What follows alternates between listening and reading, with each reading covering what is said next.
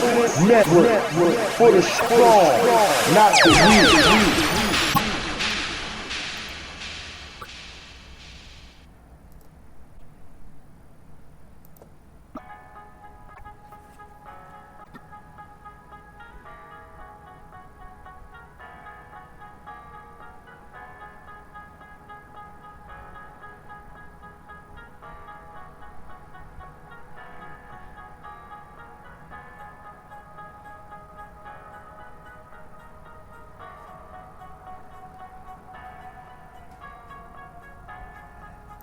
No escaping this. No escaping this. No escaping this.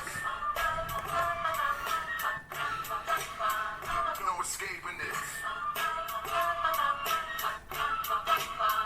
No escaping this. No escaping this.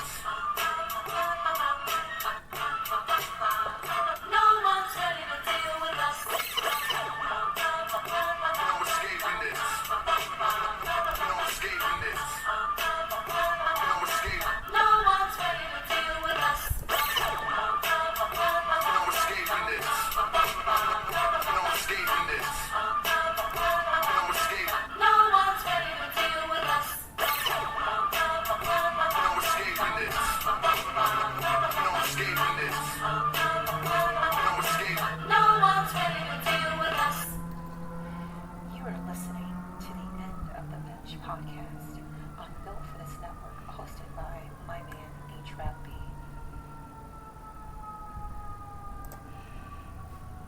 Former NBA player and wellness advocate Jarnell Stokes is the owner of Stokes Superfoods. Stokes Superfoods brings the purest form and highest quality products to those who want to turn the tables and take responsibility for their health. Educate people on the power of returning to nature and the holistic inner self. Our products cannot heal any disease alone, but we are here to assist in the healing process for both the mind and body. Stokes Superfoods are highly recommended. For more information, please click on the link in my description box below.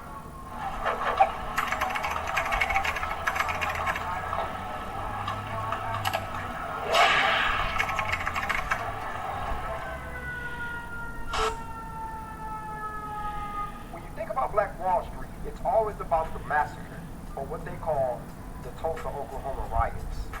We hardly ever talk about who are the major players in Black Wall Street, and how everything came about. What most people know about it, that it was a successful black community. White folks got mad over it, and they destroyed it. But let's talk about how everything came together. And before we get started, I want to remind you to go back and check out my first video on Black Wall Street where I cover the riot. Inside Black Wall Street, $1 circulated 36 to 100 times. And $1 stayed inside of the community for a year. That is legendary. And $1 stayed inside of the community for it. And no community, anywhere on earth, I don't care where you name, has ever been able to accomplish that. A man named Ottawa W. Gurley, or O.W. Gurley, and John Baptist Stratford, or J.D. Stratford, were two of the big names responsible for Black Wall Street.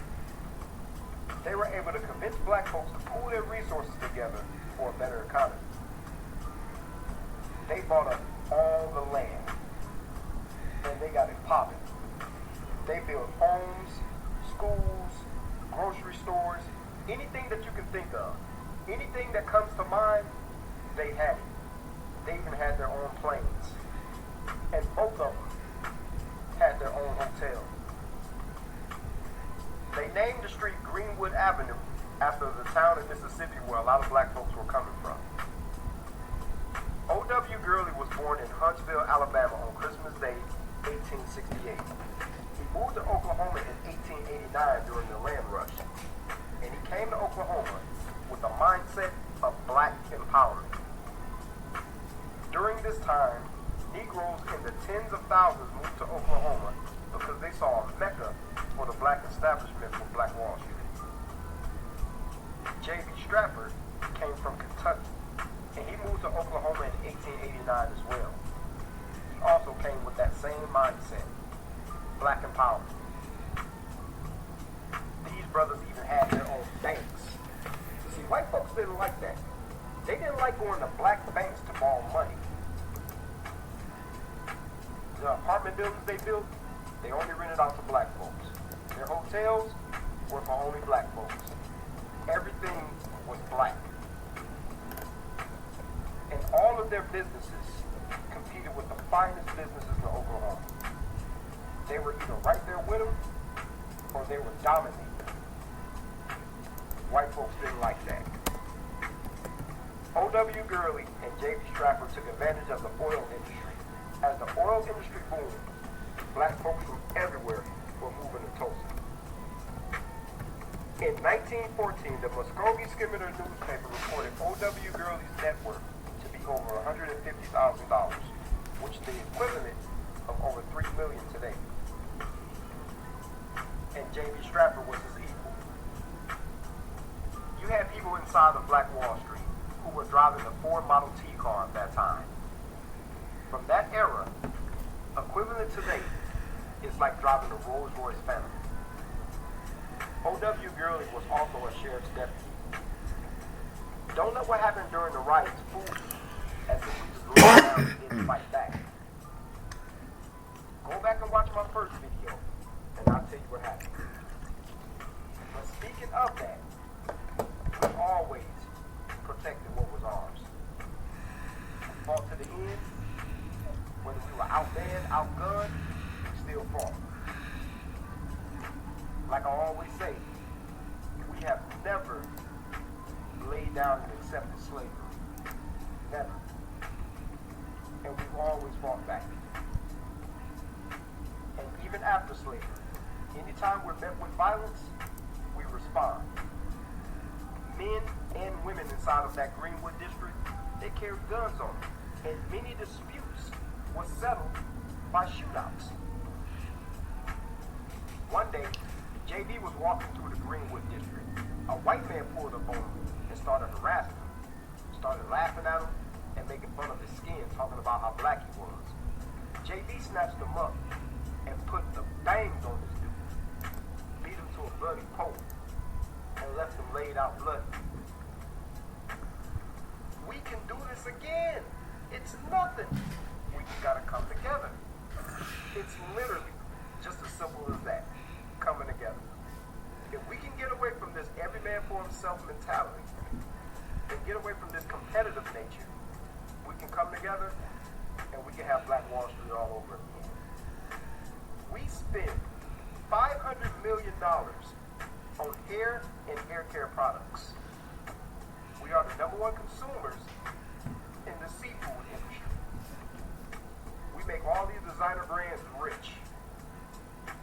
Did you hear what I said earlier in the video? $1 circulated 36 to 100 times inside of the community. 36 to 100 times. And stayed inside of the community for a year. Black folks spend more money than some countries even make. Let me say that again. We spend more money than some countries make. It's not that black folks don't have no money. Black folks have bad spending habits.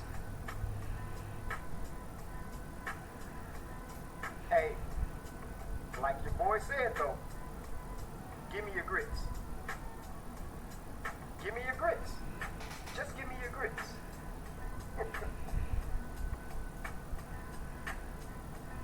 Please follow the History with No Chaser Facebook and Instagram page. Thanks for watching. Make sure you hit the thumbs up. Make sure you subscribe.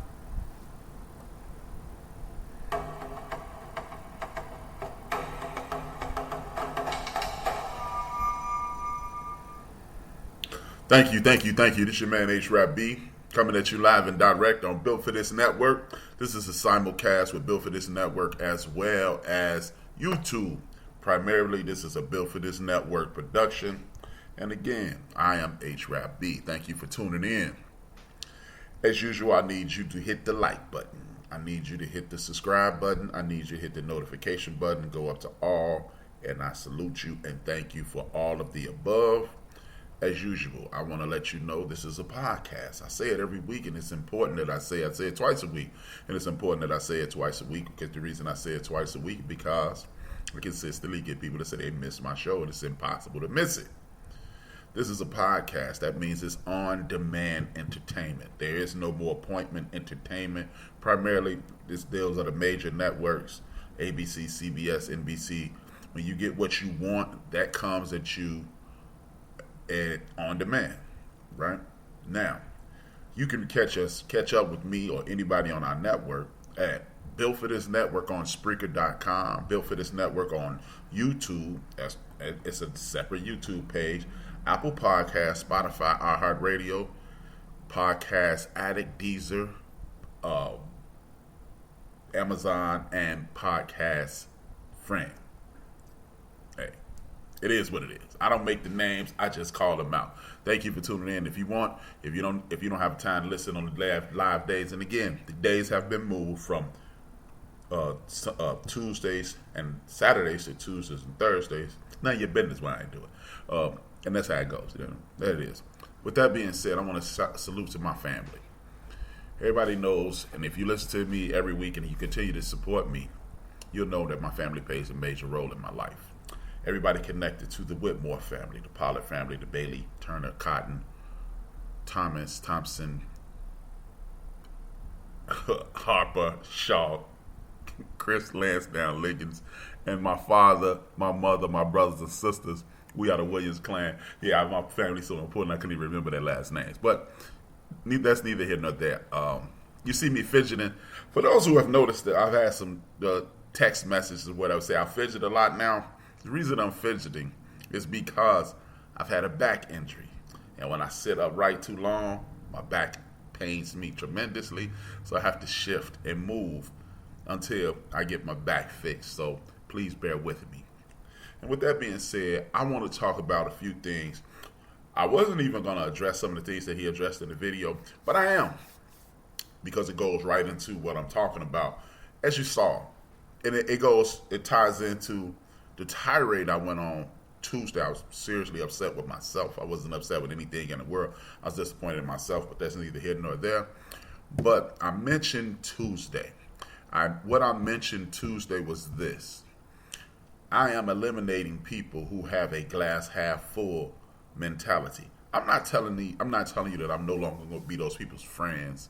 I am no longer going to communicate with them. What I am going to do is remove them from my circle. And I'll suggest that you do the same thing. Because when you're dealing with people who can only see or what they think they're doing is telling you what could go wrong and what I'm just letting you know this could happen. Well, we live in the United States of America. We're part of the black community, so we know everything. Everything that we come up with has a great chance of going wrong. So we don't need any assistance in the go wrong department. We need some assistance as individuals and as a collective. What could go right? You just saw what could go right. If people 100 years ago, 60 years out of enslavement, can create what you just saw in that previous video, how in the entire hell 100 years later we don't own skyscrapers and pretty much dominate specific towns and specific states or specific neighborhoods or anything that we saw? That what we saw in that video should be 100-fold. And part of the reason it's not 100-fold is because we got people disguising what they say as constructive criticism. I'm just letting you know what to be mindful for. Well, if you're going to let me know what to be mindful for, what I want you to do in addition to that is, as you're telling me to be mindful of something, I want you to also tell me how to avoid that pothole or pitfall. And if you're not doing that, you're wasting your time because I'm not listening. The moment you tell me what could go wrong and you don't add a solution to it, I have immediately cut you off. And I'm no longer going to ever listen to you in regards to anything else, because I'm tired of people in our community, because the people outside of our community, they definitely want us to fail. I don't care what you think and, what excuse you come up with. The people outside of our community want us to fail, point blank, period. I don't care how you dress it up. Now, with that being said, we must look past those naysayers and doubters.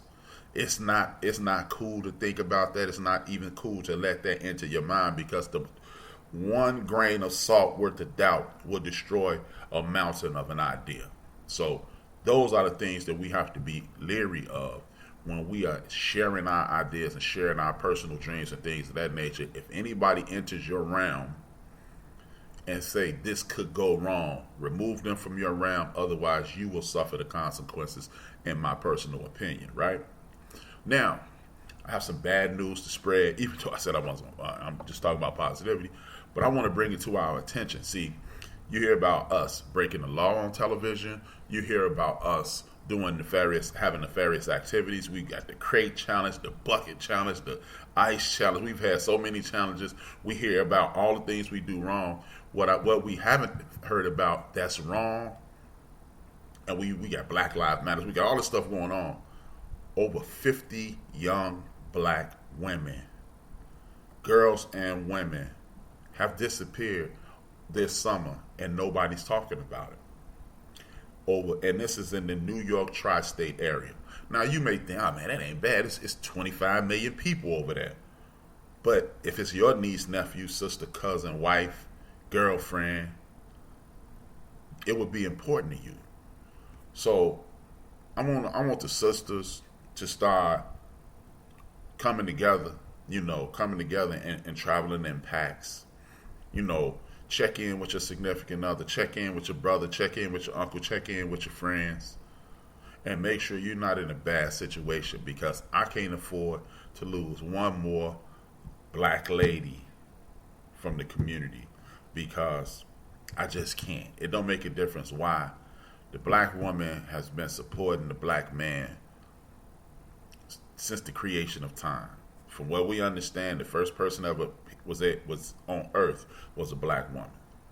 So we can't afford to let our sisters, aunts, nieces, nephews, cousins, daughters, friends, neighbors to be snatched up. We can't afford one more black woman to be taken off this earth or taken away from her family or whatever the hell is going on.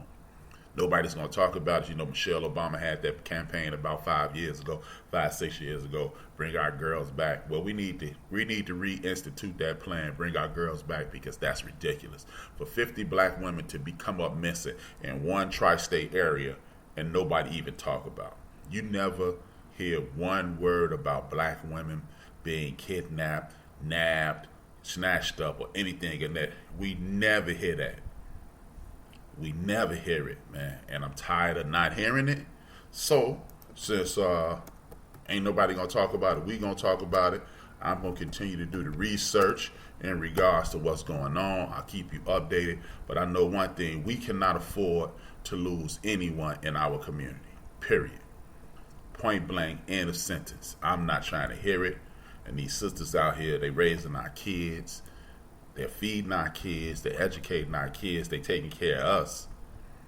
And whether you had a good, bad, or indifferent situation in your personal life, most of us have had a good to excellent situation with our mothers, aunts, grandmothers, sisters, and cousins. So those ladies, those 50, and that's just from what I read today. And that article was 2 weeks old. So I don't know if it's up to 60 now, up to 55, or what have you. But I need the sisters to start checking in with your cousins, your significant. If you got a woman as your significant other, check in with her, check in with somebody. Give us some bullet points on where you are, because it's not that we're trying to keep track of you, but we're trying to keep track of you. We're trying to keep you in the community. Sending out prayers to those families. I don't know any of those families. We don't know any of those families, but it's a damn shame. My man DJ Mad Knox has a wife in that area. DJ Mad Knox has a daughter in that area, and I'm quite sure he has cousins and everything in that area, nieces in that area, and the brothers too. But right now we're going to focus on the black women that are being kidnapped in the New York tri-state area. We need to be talking about that. And we got to stay safe, man. It's enough things out here going around and hurting our community. We don't need one more to the mix. I don't need any extra nefarious activity going on in our community to hurt our women. So we're going to pray for those women, and we're going to keep it pushing. Now, with that being said, man, the laws in the United States are about to change. Look, everybody got to hustle in this world. Everybody trying to do something, and we've been put in a situation to whereas money is the thing that everybody's chasing. I understand it. Look, man, money makes everything work. Money puts all of us in a better situation. I'm not one of these people that money is the root of all evil. No, greed is the root of all evil. Jealousy is the root of all evil, because it was greed and jealousy way before it was money, and it was murder way before it was money. So I'm not going to tell you money is the root of all evil, because I just don't believe in that. And this segment today was brought to you by Trade Naturals. There you go. If you don't know who Trade Naturals is, once you go to Facebook and look up Trade Naturals, TRENATURAL, apostrophe S, Trade Naturals. Skin, body, hair, smell, helps you smell good, helps your beard, hair detangler. It is great for everything. It's going to cover your mind. It's going to cover your body. It's going to put you in a better situation. You have bath bombs, everything. Go check out on Facebook, Trade Naturals. This segment brought to you today by Trade Naturals. Please check it out on Facebook. But again,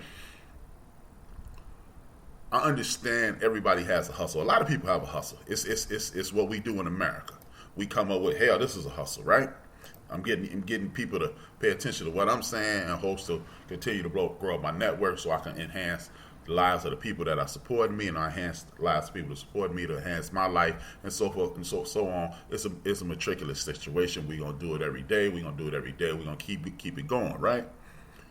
But we live in a world in which we're being monitored at all times. And if you're being monitored at all times, a nefarious plan may not be the best one at this point.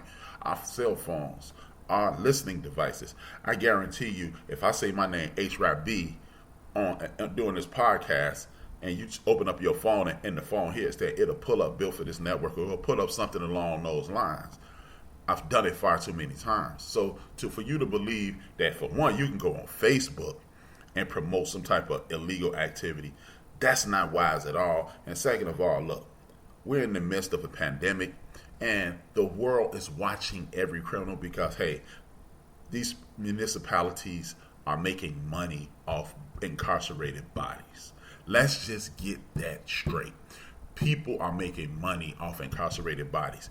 We're in jail more than anybody. That does not mean we commit more crimes. It don't mean we're stupider. It don't mean it's something wrong with us. If the focus is on you, of course you'll go to jail first, because guess what? We want you in jail. Period.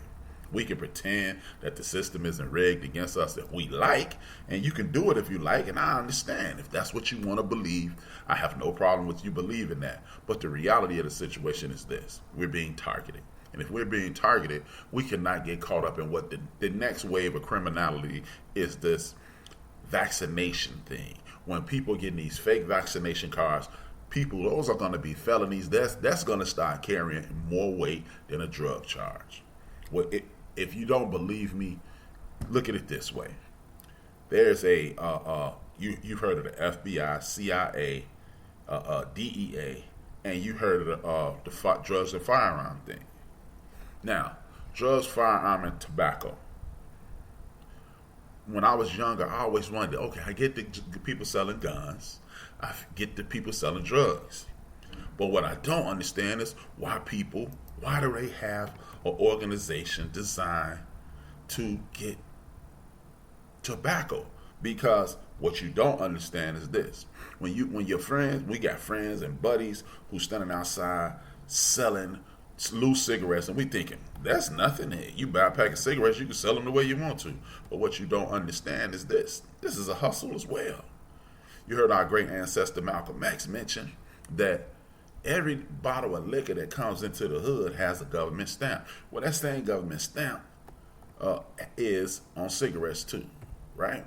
The same government stamp is on cigarettes. If that same government stamp is on cigarettes, when you sell those cigarettes, do you understand you will get more time? And I repeat myself, you will get more time selling too many cigarettes. If you get caught with a case of cigarettes and you're selling them loosely, you'll get more time than you'll get for a kilo of cocaine. So if this vaccination thing is gonna blow up and everybody's being told to get this vaccination and you got a fake vaccination card or you're printing these things out, you too, my friend, will be getting incarcerated. And they were going to put a felony on your name, and then they're gonna incarcerate you for some inordinate amount of time. Because you're going to be caught up with fraud, you're going to be caught up with a public safety situation. They're going to invent some stuff and it's coming down the pipe. Understand what you're dealing with. This isn't just you dealing with this. This is all of us dealing with this. And they're going to tie in, they're going to inculcate everything they can and put as many brown people in the penitentiary as they want to. Because contrary to popular belief, everybody always say, hey, what black people, due to the Tuskegee experiment, we don't want to deal with this vaccination because we don't trust the government, which I totally agree. I got family in Tuskegee, Alabama right now. My grandmother, my father's mother is from Tuskegee, Alabama. That's where she met my father's father. So I'm familiar with the situation. But what you don't get all the time is the information that most people that don't roll with the vaccination are PhDs. It's this sister who was on YouTube and she was on Instagram and she was speaking to I think a state assembly, speaking about how the information that is being put out may not be the best possible situation for the public. I don't want to quote her because I can't, and I don't want to send you down the rabbit hole that you don't belong on. But I also saw her talking to Dr. Boyce Watkins and said that she was removed from both of those entities. So if she was removed from both of those entities and she's a PhD and she is a foremost expert in this, why would they allow you to print up fake cards and then whenever this thing comes to an end or whatever they're setting you up for or whatever the situation is, this fake card thing is going to get a lot of people in trouble. If you don't understand what I'm saying, it's a doctor in the state of Florida. He's on his way to the penitentiary right now for printing up fake no medical mask mandates. He is printing up fake things that said, due to a doctor's order, your child can't wear a mask. If they're locking up doctors in a backward state like Florida, and no disrespect to any of my Floridians, because that's where my dad was born, so I got family down there as well. But no disrespect, but we know that the people in Florida are not doing the best to behave themselves to the best of their abilities. You got people being murdered down there with this fake stand your ground. And I mentioned Tuesday, that you got a man pulled out his gun, started yelling out racial epithet, and bam, nothing happens to him, right? So when you have doctors doing this, if they're catching, and he's on Instagram, he's on Facebook, telling people to inbox him so he can sell them a no mask doctor statement so they won't have to wear it. Whatever's going on, again, man, I don't give a damn how you feel about this. If you pro-vaccination, if you con, if you think this whole thing is a joke, if you don't have any faith in it, I understand it. I'm not trying to tell anybody to roll with or roll around this thing, but what I am doing is asking you to not participate in the illegal activity of it. Because when you start participating in the illegal activity of these things, they focus on us. Just like when you can say to any of your friends and family members selling drugs, immediately their first, just think about it. When you say drive-by shooting, people think of our community. When people say drug dealing, people think of our community.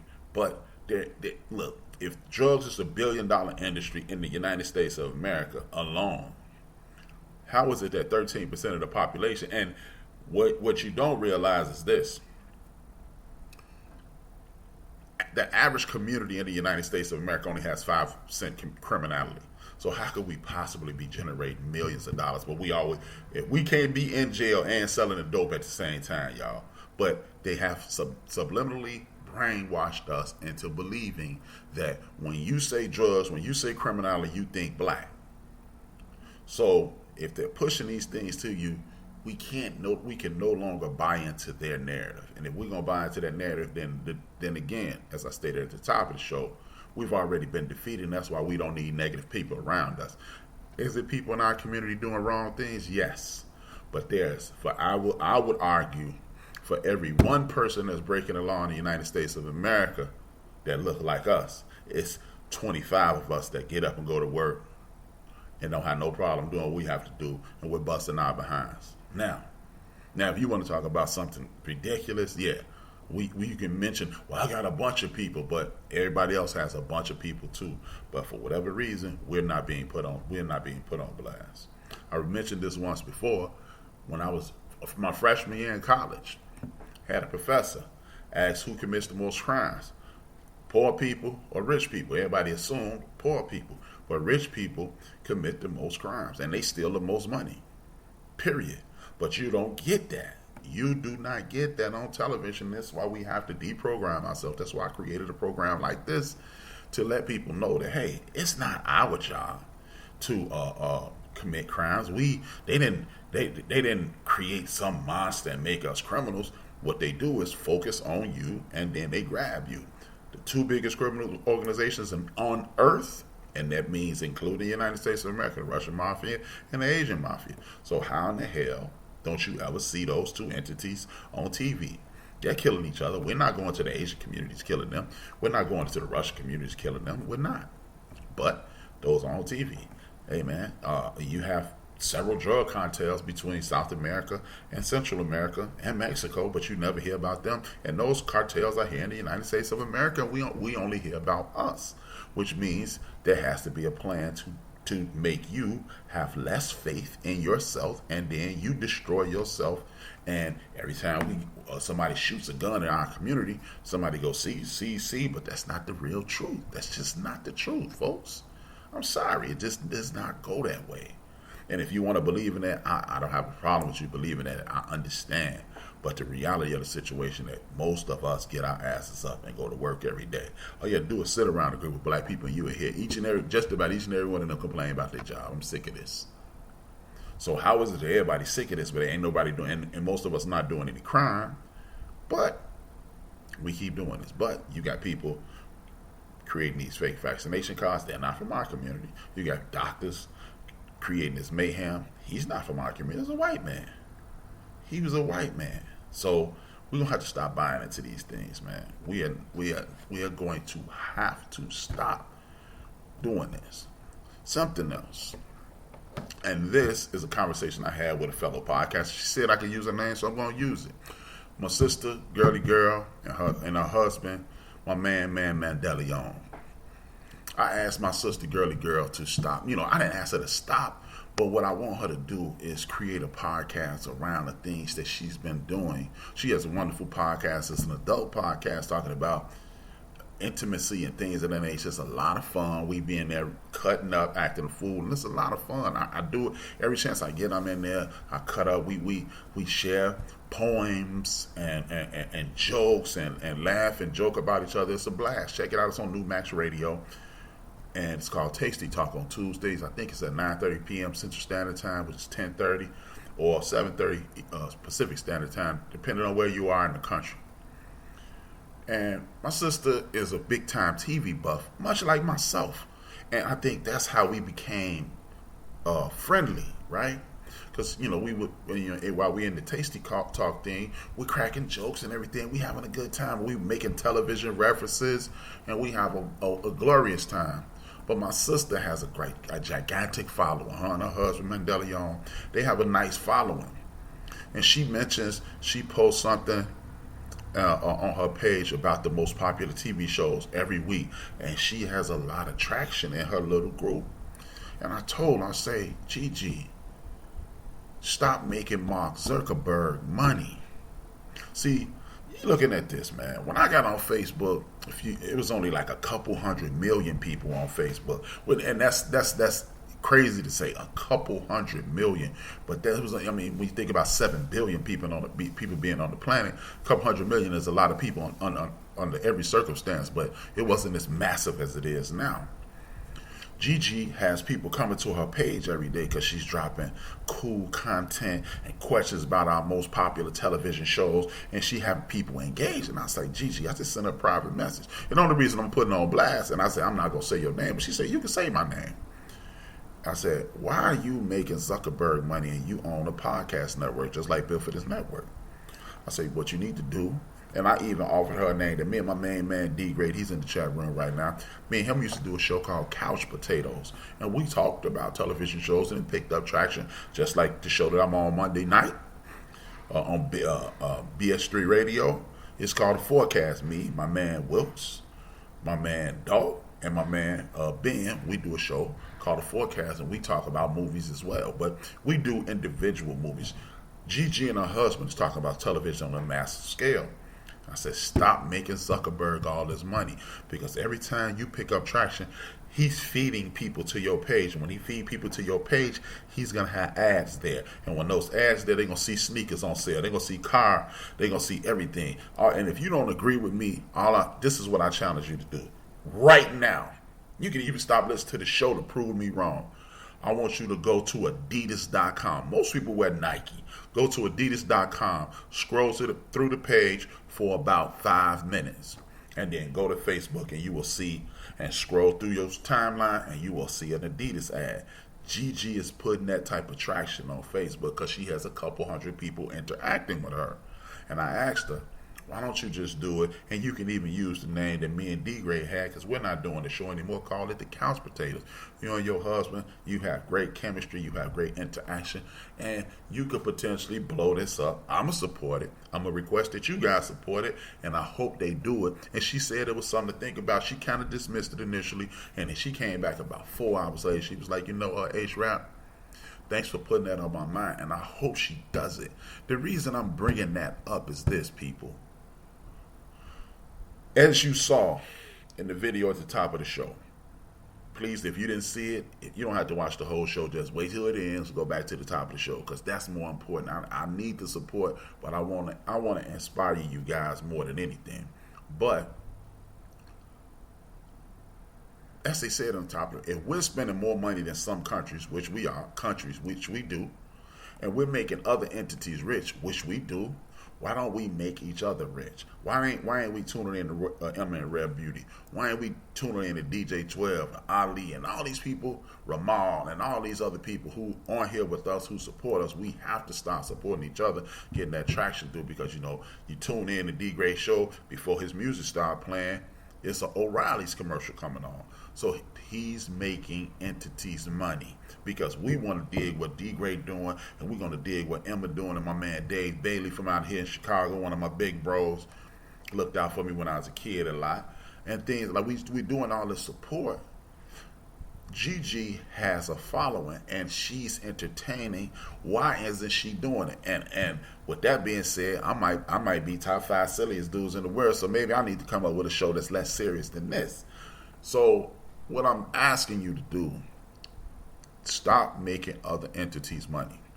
It's a sister that rolls with my sister who does the Trade Naturals. And again, this segment is brought to you by Trade Naturals. That's what it's about, Black empowerment. And this segment is brought to you by the Two Wise Urban Clothing. Another group of people right here out of Chicago. They're the Wise Guys. And what they do is they have a line of clothing, urban clothing. Check them out. They have hats, they have pants, they have sweatshirts, they have jackets. Support these young brothers, man. They between the ages of 31 and 28, and they're doing a damn thing. One of the guys has actually quit his job because it's a lot of people here in Chicago supporting them. So I need y'all to support them as well as Trade Naturals, because these are the things that's going to help us out in the long run, people. These are the things, supporting each other, supporting Gigi if she decides to do that show, supporting this show. I'm going to bring in some authors, I'm going to bring in some politicians, and we're going to figure out how to get all of us who want to be entrepreneurs out of these places of employment, so we don't have to consistently work for the man and ask for days off and do all this nonsense and stress out because of the microaggressions of work and things of that nature. It's enough of us to support us to ensure that we can only depend upon us. It's funny that the brother who did it on the video, History with No Chaser, check him out too. Support that YouTube page, History with No Chaser on YouTube. You will get some wonderful content from there. But it's just, he mentioned that we consume the most fish. We're probably the number 1 consumer of hot sauce. We're also, so we need to be checking out J. Anthony Brown's hot sauce. If we're consuming the most fish, maybe we need to start opening up. Maybe we need to put our money together and do what Dr. Claude Anderson said 13 years ago. 13 years ago, he opened up a fish farm and started farming fish. If we're the number one consumers of fish and we start having farm raised cod, farm raised whatever, if we start doing that, we'll employ people. And if we're employing people, that means the more fish we eat, the more healthy we'll be. The healthier we become, the stronger we'll become. The clearer our minds will be. The clearer our minds will be, the more motivated we'll be. The more motivated we'll be, the bigger and stronger and more powerful we will become. These are the things that need to be on our minds, not the nonsense that is there currently. With that being said, here's a second video I want you guys to pay attention to. Enjoy it. I'll be back shortly. I am a proud partner of Car Marshal. If you are interested in a new or used car, please check out Car Marshal. Click on the link in my description box below. No credit check, no cosigner. That's Car Marshal. In 1932, hundreds of black men were promised free health care if they signed up for a certain project. Most of these men have never even been to a doctor before. A research group got together and came up with a plan to infect hundreds of black men with syphilis to study the effects of the disease being untreated. This experiment was supposed to go on for 6 to 9 months. The participants were promised medical exams, free meals, free insurance, and they strategically chose illiterate men who was not able to thoroughly read through their agreement. One of the head doctors stated, "These Negroes are very ignorant and easily influenced by things that would be of minor significance to a more intelligent group." These men were infected and they passed the disease to their women, and their children was even born with it. In the 30s, there were no laws to enforce that they had to inform participants of the dangers of testing. When the participants arrived and the doctors came in, they told them that they came to cure bad blood. In the book called Bad Blood, they break all of this down. All the men were told that they had bad blood and needed to be treated. They used these men as guinea pigs. Scientists documented the symptoms as they prolonged, all while never informing the participants of what really was going on. The Tuskegee experiment went on from 1932 all the way until 1972. In order to track the disease's full progression, researchers provided no effective care as the men suffered and even died. It wasn't until the 1960s when a venereal disease investigator from San Francisco named Peter Buxton found out about the experiment and said that this was unethical.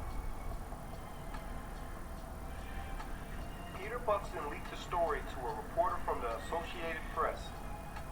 Then, they went at this 100 miles an hour, prompting public outrage to shut this down. By 1972, over 100 men had died from syphilis. Over 40 men passed the disease to their women, and 19 babies were born with the disease. In 1973, Congress held congressional hearings on the Tuskegee experiments, and the surviving participants received $10 million. For decades, these men thought that they were getting treated for the condition. They will come in, and the scientists will give them stuff like aspirin. This is one of the many reasons why black folks do not trust the government. This is why we don't trust vaccines. This is why we must research exactly what it is that they're telling us. Question everything. Question any and everything. The government has been lying and manipulating us since the beginning. These families are still affected by this today. To this day, these families are still affected.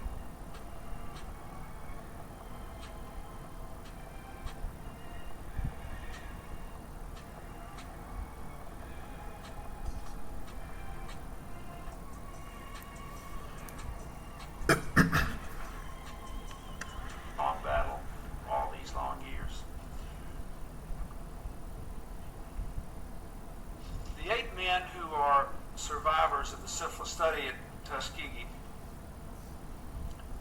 are a living link to a time not so very long ago that many Americans would prefer not to remember. But we dare not forget. It was a time when our nation failed to live up to its ideals. When our nation broke the trust with our people that is the very foundation of our democracy. It is not only in remembering that shameful past that we can make amends and repair our nation, but it is in remembering that past that we can build a better present and a better future. And without remembering it, we cannot make amends and we cannot go forward. So today, America does remember the hundreds of men used in research without their knowledge and consent. We remember them and their family members. Men who were poor and African American, without resources and with few alternatives. They believed they had found hope when they were offered free medical care by the United States Public Health Service. They were betrayed. Medical people are supposed to help when we need care, but even once a cure was discovered, they were denied help. And they were lied to by their government. Our government is supposed to protect the rights of its citizens. Their rights were trampled upon. 40 years, hundreds of men betrayed, along with their wives and children, along with a community in Macon County, Alabama, the city of Tuskegee, the fine university there, and the larger African American community. The United States government did something that was wrong, deeply, profoundly, morally wrong. It was an outrage to our commitment to integrity and equality for all our citizens. To the survivors, to the wives and family members, the children and the grandchildren, I say, what do you know? No power on earth can give you back the lives lost, the pain suffered, the years of internal torment and anguish. What was done cannot be undone. But we can end the silence. We can stop turning our heads away. We can look at you in the eye and finally say, on behalf of the American people, what the United States government did was shameful, and I am sorry.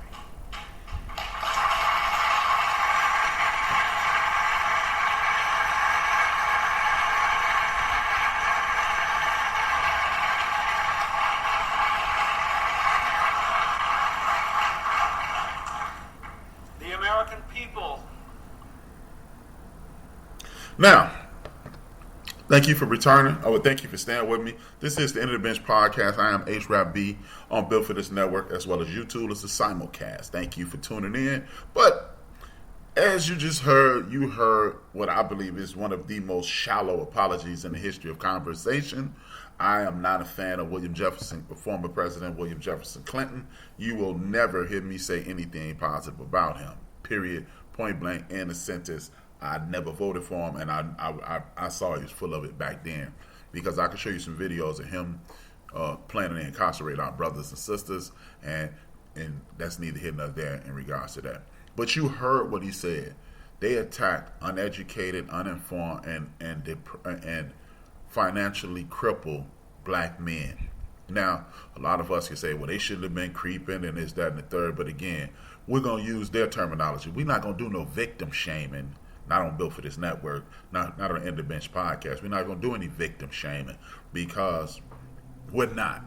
Because everybody makes mistakes, and if you have never made a mistake, then you've never tried anything either. So I'm not going to get into that. What I am going to get into is this. This is proof positive of what I've been talking about the entire time I've been on air. We must become a self-reliant community. Now, I'm suffering from a severe back injury. I'm in severe pain right now. Maybe I need to start taking my pain medication before I go on air because don't nobody really care at the end of the day. You didn't tune in to hear about my damn back, right? But when I was at Northwestern Hospital, one of the best hospitals in the United States of America, according to the general census, you can clearly see in the way they handled us and they handled other people. And you can say, yo, you do this pro-black thing, rap. It just might be you being a little uber sensitive, and then you can believe that if you like. I'm not telling you that they treated us rudely. I'm not telling you that they mistreated me or anybody from my community. But there's a thing called bedside manner. Bedside manner is to make the patient feel as comfortable so they can open up, so they can potentially get assisted the way they need to be assisted. And I didn't see that when it came to my people. When it came to other cultures, it was a loving, caring warmth being extended to the patients. When it was us, it was a professional manner. It was professional. It wasn't cordial. It wasn't polite. It was well behaved. It's a difference in being polite and well behaved. It's a difference in, hey, I know I don't want to get in trouble for acting the way I'm acting, versus, oh my God, you are struggling with your health. Allow me to assist you. And I saw that time and time again at the hospital. And this is why I keep saying, look, most of us are not going to pack up and go to another country. Most of us are not, hey, we ain't going back to Africa. None of that stuff is going to happen, right? But in order for your grandmother, your mother, your aunts, your uncles, and you, if you're in my age, which is right around the corner, to be treated like a human being during one of these health crises, what we need to do is ensure ourselves that we do the best that we can to make sure we're getting properly cared for. Again, 100 years ago, if it could be done, that means we could do it in 25 years. If they did it in 60, we should be able to do it in 25. All we have to do is focus on each other and focus on moving forward, right? And when you focus on moving forward, we're going to stop using, even though I just used the verbiage of the general population today, things like victim shame and stuff like that. I do acknowledge that as a problem. But when we start doing things like fat shame, or any, if you do something quirky and somebody addresses it, or out of line and somebody addresses it, that's not shaming that person. And at the end of the day, if you're doing something that may or may not be, may it be abnormal or out of sorts, and if somebody addresses it, it's not shaming you unless you're doing something poorly. If you are conducting yourself in a poor manner, you're not behavior shaming. And this is where we've gotten at this point in the world, if you ask me. If I'm addressing a shortcoming, if I'm addressing something that you're doing wrong, I'm not shaming you, again, unless you and I both know it's wrong. And maybe you should be shamed. Like this terminology, I'm a heavy dude. I'm not morbidly obese, but I'm a big dude. So if it's somebody say, hey man, you know what, you're getting old to rap, you're 51 now, and maybe you should consider losing some weight, they're not fat shaming me. And that's what the world tells them. Hey man, you don't fat shame him. No, actually, I'm addressing a fact that your heart is working harder than it should be, which makes it weaker. your blood isn't pumping, more than likely your blood pressure up. You could be suffering from diabetes, and I don't want you to die. There's no shame in addressing that. That's something. I'm not taking care of my body, and I can't eat like when I was 24, 25 years old. I'm not going to stand on the basketball court like I did when I was younger for 6, 7, 8 hours a day and run all that stuff out of my system. And I used to drink gallons upon gallons of water during that period, and I no longer do that. Or if I'm loud and obnoxious, I'm not behavior shaming you. Or if you're not trying, I'm not, whatever the hell kind of, if lack of inspiration shaming you, or whatever the hell they want to. Look, man, we can no longer afford to be that damn sensitive in the black community. Period. We can no longer afford to be that damn sensitive, because if we're going to fall into this sensitivity role, then we can't make corrections. And if you can't make corrections, you want to be in the same place you were 5 days ago. And if you're in the same place you were 5 days ago, if you haven't even grown a little bit in the last 5 days, maybe you need to grow a little bit. Maybe you need somebody like myself or another friend, or somebody can even check me, because I don't have a problem with that. Only thing I have a problem with is if you're gonna give me some constructive criticism, I'm gonna need you to also give me some solutions to the problems that you're addressing.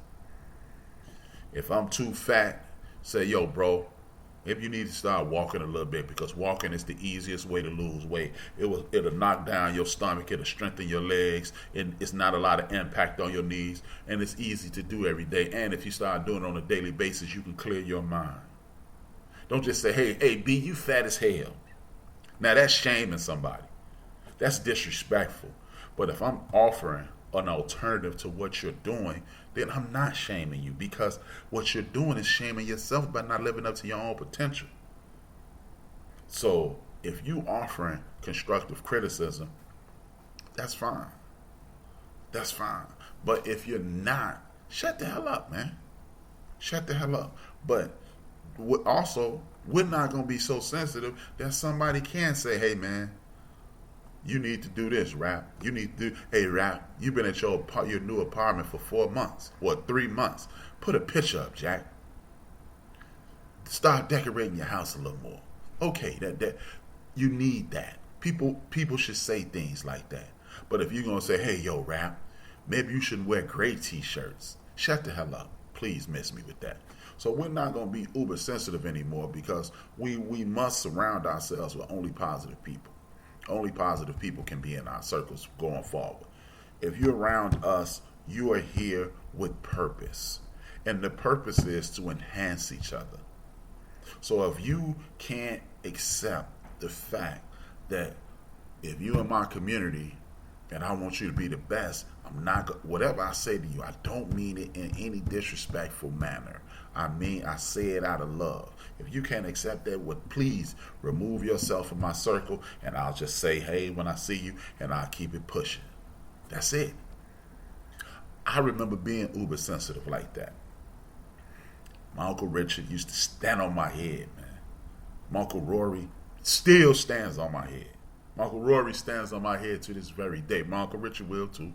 And my mother, God rest her soul, never let me budge. And initially, I thought they were picking on me, until I got old enough to realize, they just want the best. And if I'm not doing the best, then they going to stay on my head. My Uncle Richard and Rory, they don't stand on my head as much as they used to, thank God.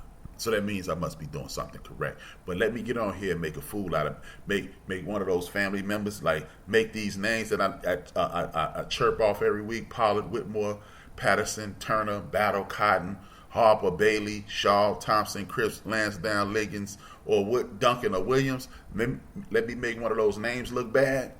They'll be on the phone with me, trust and believe, because they're watching now. So what we're going to have to do is remove ourselves from the inability to be chastised or be uplifted by words of encouragement and identifying things that are not up to the standard that we think you are capable of.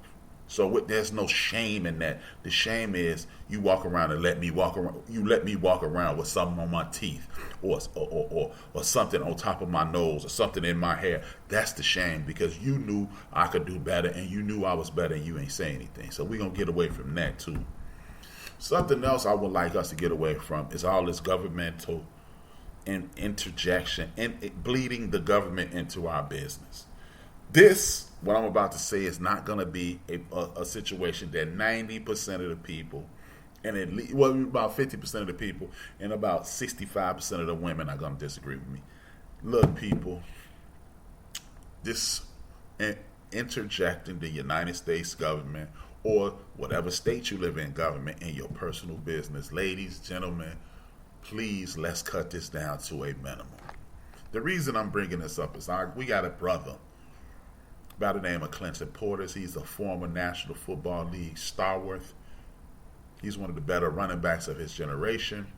And now he has a warrant out for his arrest for $150,000 in child support. It goes without saying, if you help create a human being, you should help take care of that human being. But what I would like my sisters to start doing is this. I'm not going, oh man, watch who you're dealing with. And I'm not doing that. But please, if you can, do not involve the government in this man's business. Because I'm listening to this attorney this week. And the attorney said, well, the child should live up to the standard that the man is living to. And I don't have a problem with that. But when you invoke one of these child support orders, how is he supposed to? Let's just say Clinton Portis isn't a deadbeat dad. Let's say Clinton Portis is not a deadbeat dad. He just can't afford the money that he made. Because the first thing one of the people said, well, he made $45 million. Well, he didn't take home $45 million. He didn't take home $45 million because he played for the Denver Broncos, which means he paid taxes, some of that high-ass California taxes, when he paid the Chargers, when he played the Raiders, and if he played the 49ers, he paid some of that high-ass California taxes. Then he plays the Kansas City taxes when they played the Chiefs, and so forth and so on. What people don't realize, you pay a different tax every time you go into a stadium. Not to mention the money that you have to that they guide you into. They tell you, oh well, the NFL players, they're giving financial advice, but they're also told to get a manager and an agent. Those are two people that's getting a check for no reason at all. And then we want to sit around and say, hey man, he should know better. How the hell do you come out of the projects in any one of these inner cities and know how to handle millions of dollars? Some of us do. Some of us are lucky, like the brother Jamal Mashburn, the brother Shaquille O'Neal. Some of us are lucky enough to do that. Walter Payton. You know, there are tons of people that don't go broke.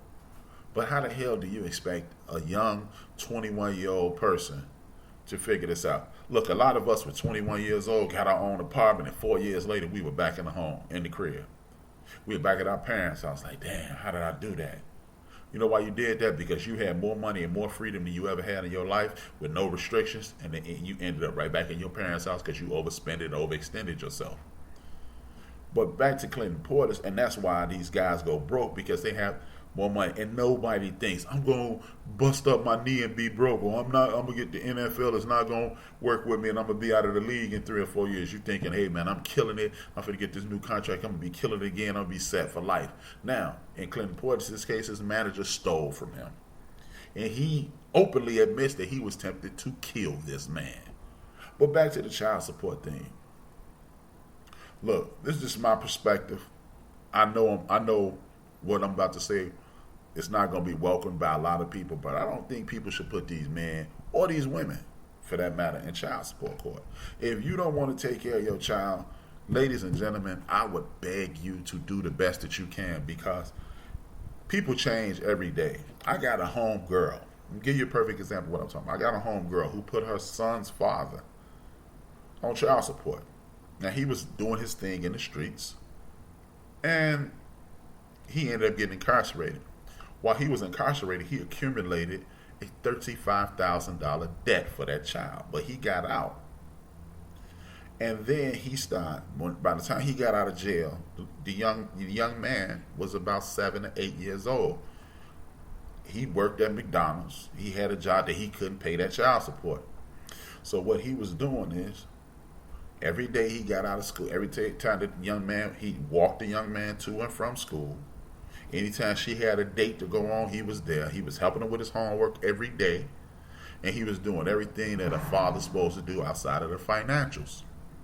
I'm not going to say her name, but my homegirl went down to the Department of Child Support Enforcement and waived the $40,000 that he was owed. Now, I'm not saying that all sisters need to do that, because it's some deadbeat men out here and there's some deadbeat women out here, because I know some of them who are their men with the young people living in their homes. I've seen it on both sides. And these things, the only thing they do is draw a wedge between you and the human being. If your former significant other isn't doing that job, it's our job as relatives to help you with that, instead of looking at you and calling you names and judging you. Instead of judging our brothers and sisters who laid down with the wrong person, and now they're behind the child support or whatever the case is, or they have to take full custody or what have you, why don't we just support our people? Because getting the United States federal government in these situations, how is it that if I'm behind on child support and my mind is messed up, I'm doing whatever, I'm going down the wrong path, and then I wake up, get on the right path, I can't get a barber's license, I can't get a driver's license, I can't get a CDL because I'm behind in child support, so how am I supposed to catch up? That's all I'm saying, brothers and sisters. Look, I'm saying this from an outside perspective. I understand that everybody needs what they need to survive. But if you put this individual, your former significant other, and if you get them incarcerated, how is it they gonna help anyway? That does not help anything. You don't really need the money. Well, you need the money, but the money is important. But the individual being part of that young person's life is far more important than that financial assistance that you can get. Because you know what? Most of us, a lot of us, tons of us have come from impoverished situations anyway. And we got our mothers, we got our fathers, we got our brothers. And what we need to do as mothers, fathers, brothers, uncles, aunts is help our sisters and our brothers raise these damn kids, instead of involving the United States federal government, getting our brothers and sisters incarcerated and putting them in a bad situation. If you're a deadbeat dad, guess what? All I would have to say to you is 2 words: Shaquille O'Neal. Shaquille O'Neal's father was a deadbeat dad. He's probably kicking his own drawers in his ass at this point. So I'm just saying, man, look, I am speaking from the perspective of a mother who had my dad die right in front of her 4 months before I was born, and she had issues with her first husband helping raise my sisters, and she did it. No child support involved. So with that being said, I'm gonna stand on my brothers and sisters, and I'm gonna stand on my and ask y'all please not to get the government involved, because that's the last thing some of these good people need. Because there's a lot of good people who have been incarcerated and have felonies. You have the same level of criminality record on your name as someone who committed a murder, someone who was caught with kilos of illegal drugs, illicit drugs. How the hell does that constitute a felony? So, just a suggestion, maybe you can take into consideration. I don't know your situation, but hey, just consider that, man. Another thing, it's this thing going on. I call it the battle of the sexes. The reason I call it the battle of the sexes is this. I was watching the latest alliteration of the Eyes on the Prize video that came out in 1986 or 87 or something like that, and it basically documents the civil rights movement up until that point. Awesome video they added on these last few years, and it's also a great video. But I understand that the sisters in the world, black women throughout the world, as I stated at the top of the show, black women throughout this country have been disrespected, throughout the world have been disrespected. And like this one stat that I get it, and it needs to be said. Black women are the second most targeted for domestic violence in the United States of America. And most of those people violent acts against in the United States and most of those people that are attacking these black women are black men. I understand that is horrible, and we should be, every black man in America should, who can hear me, should be ashamed of that statistic. There is no other way around it. There's no way around that situation. We can't, oh, well, you see, no. That's, in layman's term, that's fucked up. Excuse my language. But I would say this. No real man is in competition with his woman. Not one. No real man that walks the earth is in competition with his woman. And what I would like is when we start talking about black problems, whether it be black criminality, black unemployment, the LGBTQ, and I don't know the other two letters, or whatever the situation is, as long as you got this melanin flowing through you on a heavier basis than other people, if you have African descent, if you identify as a person of my community, I don't want to identify your sexuality, your identification, your pronoun, or your gender. I don't want to do that anymore. I request that we stop identifying with anything besides the community. We need to identify the tribe. I don't care who you pray to, who you lay with, what you stand for. If you down with us, then be down with us. Because we don't have time, in my personal opinion, to separate man from woman or straight from LBG, whatever your connotation is. We don't have time. Just like we don't have time to separate ourselves from Jamaicans, Africans, anybody in the Caribbean, Haitians, Dominicans, Africans, anybody. We don't have no time to separate ourselves from anybody because, hey, whether you identify yourself or not, whether you know it or not, most people don't like our black asses. We can pretend, oh man, see, it's this and this, that. No, most people don't like people from our community. Period. We can pretend that. We can pretend that that's something that HRap came up with and he doing this No. Most people that walk the face of the earth don't like us. If you don't believe that, show me the place on this damn planet where we were not enslaved. And it's one thing to be in bondage, right? People on our continent, they had people in bondage they were prisoners of war, but they didn't strip them of who they were. I told y'all that story about the Ashanti tribe, and they had they went to war with a Tapestry tribe. Long story short, that's how we got kente cloth, because it was kente cloth, now it's kente cloth. And now it's something that we identify ourselves with throughout the globe. So slavery is different than chattel slavery. Chattel slavery is the stripping of the humanity of a human being. So that happened all throughout the world, that you were no longer allowed to be from Ghana, Sierra Leone, Nigeria, Niger, Botswana, South Africa, or wherever they took your people from. That's different than what was going on in other instances. And it's still going on to this very day.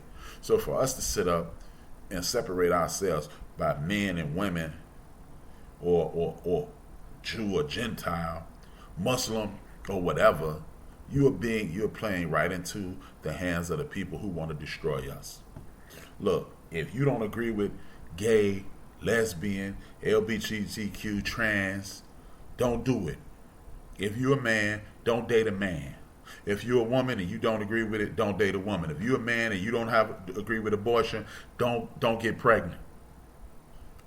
And if that's a personal situation in your family, that's what y'all handle. But for us to climb into bed with people is insane. All it is divide and conquer. One more time, it's another way to divide us and conquer us. Oh man, my God say this, but you know what your God also said? Most people gods told you to mind your own damn business. Treat your brother like you would treat yourself. That's what every religion I ever looked into, they had the same principles. But because you don't line up with the way I read the book, I'm wrong and I'm not. Or you're not wrong for believing what you believe. Because guess what? Every one of those books say have your own personal relationship. If you're going to have your own personal relationship, how in the hell are you telling me how I should be having a relationship with him? Right? Or her? Yeah, nobody want to talk about it. It might be a her up there, right? Or wherever it is. So that's something I just had to add in. And before I close out, this is what I want to close out on, man. The best way for our community to get better is creativity. We love bragging about the creativity of the black community, right? We love doing that. Hey man, if it wasn't for us, we did this. Well, I'm gonna need you to do this. Your children, start buying them Lego sets. Start buying what we used to call back in the day erector sets, so they can start creating things with their hands. And then when you do that, they want to be an engineer, and not just an engineer to construct the Sears or the Willis Tower or the John Hancock Building or the World Trade Center Towers or the Golden Gate Bridge or whatever. You'll have them getting into the computer sciences and being able to create a robot, software, create the next alliteration of the End the Bench podcast, so I can do this sitting in the park and you'll think I'm at the crib and the pixels won't be falling off. See, this is where we have to go, get into coding and web design and things of that nature, because if we're the most creative people in the world, which I agree with, and we make pyramids and we created mathematics, we're going to have to start living up to Marcus Garvey's prophecy. What an African has done, an African can do. See, we get our kids into these coding and these computer engineering situations, and they're the most creative people in the situation, then our kids win. Because then, no matter how much you don't like us, you have to deal with us. And those are the facts. So, here are a few outlets. I want you to go to vexrobotics.com, and they have free coding information. I want you to go to createcode.org for boys and for girls. These are free outlets that are teaching young people. Hey, at this point, when you're about my age, you got grandchildren. So instead of sitting in front of the TV or in the video game with your grandchild, why don't you teach them how to create their own video game? And I want you to create a video game that me and you can play. And when you tell a kid, you challenge a young person to something like that, the next thing you know, you're going to be learning how to play a video game with your grandchild, because grandchildren love impressing their grandparents. I'm speaking from experience.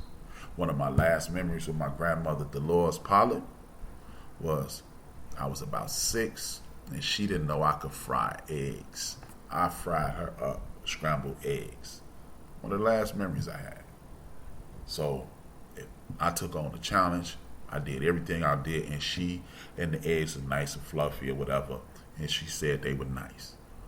So just imagine if we went into software with our children, and they had the same motivation to impress you, their grandparent or their uncle or their aunt or their cousin or whatever. We're going to get back into this. What are you going to be? Because every time I go to the barbershop, if it's a young person there, the only thing I ask them, what are you going to be when you grow up? We're going to get back into all of that, and we're going to continue to enhance our young people's lives, just like, in hopes, I'm enhancing your life tonight. With that being said, thank you for tuning in to Built for This Network. This is the End of the Bench podcast. I am a brother by the name of HRap. Thank you for tuning in. I want to salute the people who bring me motivation and keep me going. As usual, the Ghetto Boys podcast, I check it out every week. Willie D and Scarface are bringing the pain. They have a whole bunch of great people. And I have the brother Tariq Nasheed. Salute to him. I want to salute Talib Kweli for the People's Party, his podcast. I want to salute Ray Grady. Ray Grady for the Alpha Male podcast. I want to salute Zoe Williams for the Zoe What podcast of He's the Voice of Reason. I want to salute Corey Holcomb for the 5150 show. I want to salute Craig Smith for Craig Fact Show. I want to salute Al Sharpton for Al Sharpton on Sirius Satellite Radio. I want to salute the sister, the queen in hip hop, Heather B. Also on Sirius Satellite Radio, I want to salute one of the dopest women on Sirius Satellite Radio. Her name is Laree Daniel Favors. She gives you the most gentle slap the hell out of you'll ever see and you'll ever hear in the history of radio. People call her and challenge her, and she does it in such a professional, mother wit kind of way. You almost want to hug her, and she can slap the hell out you.